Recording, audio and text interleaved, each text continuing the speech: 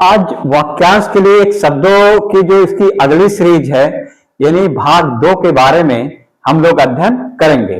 और भाग 2 में भी हमने जैसे भाग 1 में बहुत ही जरूरी शब्दावलियां तार्किक जो हमने लिया था जो अक्सर परीक्षाओं में आते हैं, उसी तरह से भाग 2 में भी ये हम शब्दावली लिए हैं जो कि अक्सर परीक्षाओं में आते हैं। तो देखिए ये शब्द कौन कौन से हैं इसको हम आपको बताते हैं। देखिए पहला इसमें शब्द है स्त्रियों के ऊपर अक्सर वाक्यांश के लिए शब्दों में आते हैं और समीक्षा अधिकारी सहायक समीक्षा अधिकारी में तो लगभग हर साल ही इसमें आता है और परीक्षाओं में भी इसमें आते हैं। क्योंकि स्त्रियों के ऊपर बहुत सारे सवाल बने हैं, इसमें से हमने 2 सवाल लिया है जो कि थोड़े ज्यादा आते हैं और इसमें ये परीक्षाओं में कई बार पूछे भी गए हैं। तो इनको हम पहले देखते हैं। देखिए वह स्त्री जिसका पति प्रदेश गया हो उसे कहते हैं प्रोषित पतिका।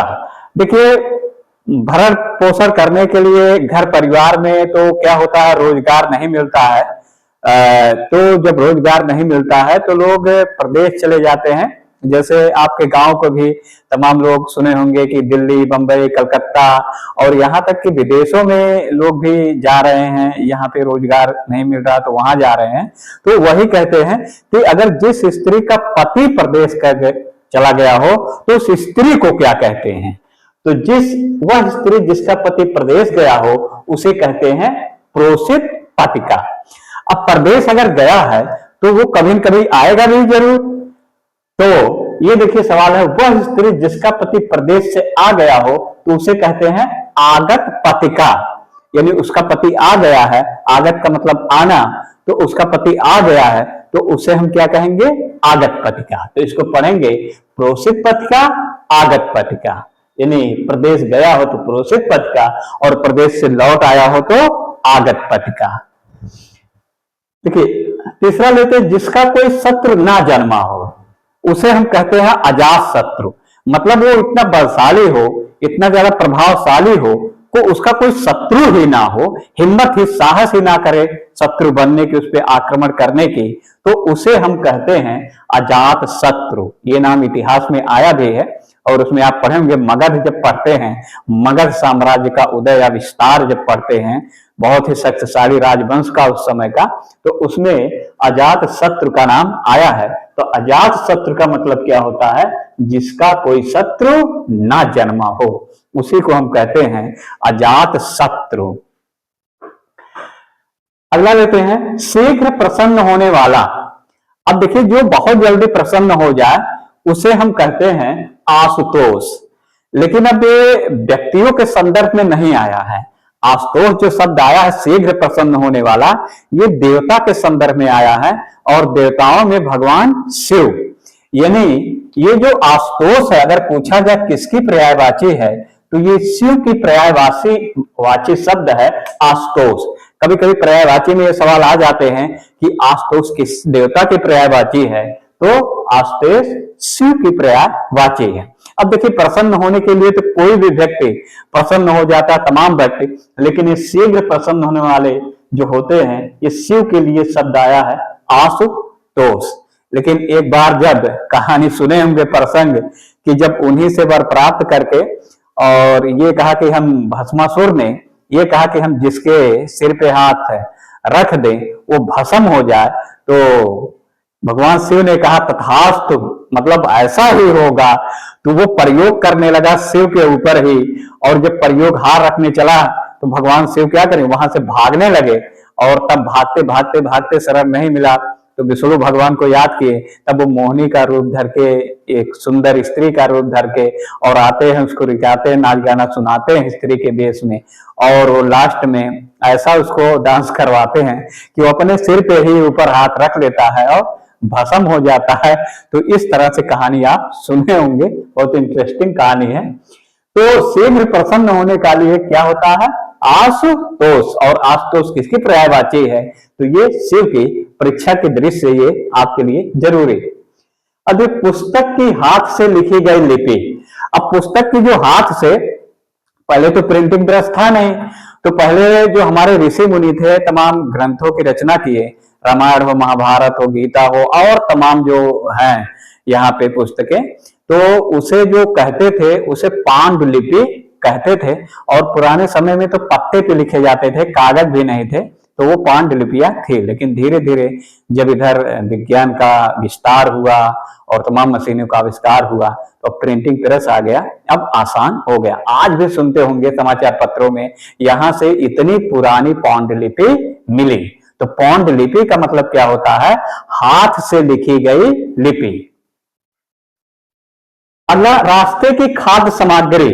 अब देखिए, जब आप रास्ते में कहीं जाते हैं, एग्जाम देने जाते हैं या कहीं और सफर करने जाते हैं, कहीं कुछ टूर पे जाते हैं, कुछ देखने जाते हैं, तो रास्ते के लिए कुछ खाद्य सामग्री, खाने पीने वाली सामग्री ले लेते हैं। तो उस सामग्री को क्या कहते हैं? तो उसे कहते हैं पाथे। यानी पथ से बना है, पथ का मतलब रास्ता, और पथ से ही क्या बना गया है? पाथे। तो रास्ते की खाद्य सामग्री को क्या हम कहते हैं? पाथे। देखिए, जब विकल्प आता है इसमें तो बड़ा न देख देता, पाथे है, पथिक है, पथे है, इस तरह से विकल्प बनाते हैं, तो एक के लिए रखिएगा पाथे। सातवां है आधी रात का समय। अब समय तो बहुत सारे होते हैं, लेकिन आधी रात का समय जो होता है, जो बहुत ज्यादा अंधेरा हो, डरावनी रातें जो उसमें तमाम होती है आधी रात की, उसी को क्या कहते हैं? निशीथ कहते हैं। तो ये एक बात याद रखिएगा, आधी रात के समय को हम क्या कहते हैं? निथीस। और युगों से चला आ रहा हो, यानी जो युगों युगों से चला आ रहा हो, उसे हम क्या कहते हैं? सनातन। जो हिंदू धर्म है, हमारा धर्म है, ये कहा जाता है कि सनातन धर्म है, यानी सबसे प्राचीन धर्म है, और ये युगों युगों से चला आ रहा है। इसका पता ही नहीं कि कब इसका आदि हुआ, शुरुआत हुआ है। तो इसीलिए कहा जाता है जो युगों से चला आ रहा है उसे क्या कहते हैं? सनातन। सनातन धर्म आजकल चर्चा में भी रहता है, तो बहुत ज्यादा ही ये जरूरी भी है। अगला 9वां लेते हैं, दूसरे की श्री सौभाग्य देखकर जो दुखी हो। अब देखिए, एक ऐसे व्यक्ति होते हैं, अगर आपका पड़ोसी तरक्की कर रहा तो खुश होते हैं, भाई इससे हमें भी फायदा, हमारा पड़ोसी तरक्की कर रहा है तो हम उसको देख करके ही या उससे कुछ राय मशवरा लेकर के आगे बढ़े। तो और लेकिन कुछ लोग ऐसे होते हैं, अगर पड़ोसी या आपके आसपास के हित मित्र ही क्यों ना हो, जब तरक्की करने दुख होता है। विशेष तौर पे जैसे एग्जाम में, ये आप लोग ज्यादा उदाहरण सुने होंगे कि जब रिजल्ट आता है, तो अगर आपका सिलेक्शन हो गया किसी भी परीक्षा समीक्षा अधिकारी, पीसीएस या और एग्जाम में, तो जो आपका पड़ोसी होता है बहुत ही ज्यादा दुखी होता है, लेकिन ऊपर से बेचारा क्या करे, कुछ व्यक्त नहीं कर पाता है। तो इस तरह से कुछ लोग ईर्ष्या करने वाले बहुत सारे लोग होते हैं। तो जो दूसरे का श्री सौभाग्य देख करके दुखी हो, उसी को कहते हैं परश्री कातर।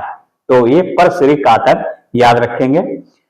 जो हमेशा होने वाला हो, मतलब जो हमेशा होने वाला हो, उसे क्या कहते हैं? शाश्वत। इलाहाबाद में हम रहते थे, वहां एक भवन है, उसका नाम ही है शाश्वत भवन। गोविंदपुर, यहाँ गोविंदपुर के पास है, और वो शाश्वत भवन है, और तो उसका नाम ही शाश्वत भवन रखा गया है।